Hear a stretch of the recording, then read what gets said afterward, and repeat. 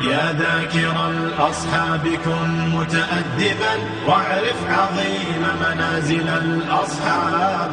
هم صفوة رفعوا بصحبة أحمد وبذاك قد خصوا من الوهاب.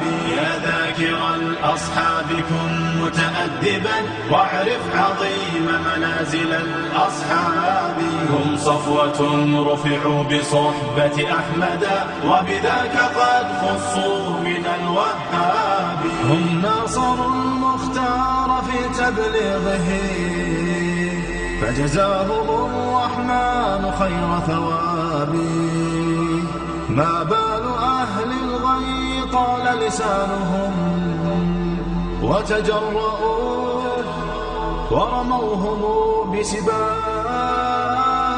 سبوا خيار الخلق من لهم العلا ولهم مقام في ذرى الأحساب. من قبل صرح أعوج عن حقده في سب شيخ متق أواب. يا ثاني الاثنين في الغار الذي شهدت له آيات خير كتاب. واليوم قد صدع الخبيث بجرأة ووقاحة من سافل كذاب. هذا النبي محمدا في عرضه سيعمه ذل وشر عقاب. هذا النقية بنت خل المصطفى فليخسأن فسعيه كسراب.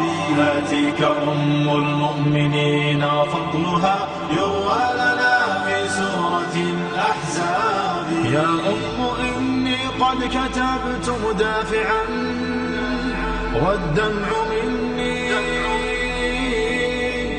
كالندى المنساب. من ذاك يجرؤ أن ينال لسانه من زوج خير العجم والأعراب. يا من زعمتم حب آل نبيكم أخلت جماجمكم من الألباب. تمشون في درب الضلال معتب قد أخفيت عثراته بضباب. يا ذاكر الأصحاب كن متأدبا. يا ذاكر الأصحاب كن متأدبا واعرف عظيم منازل الأصحاب.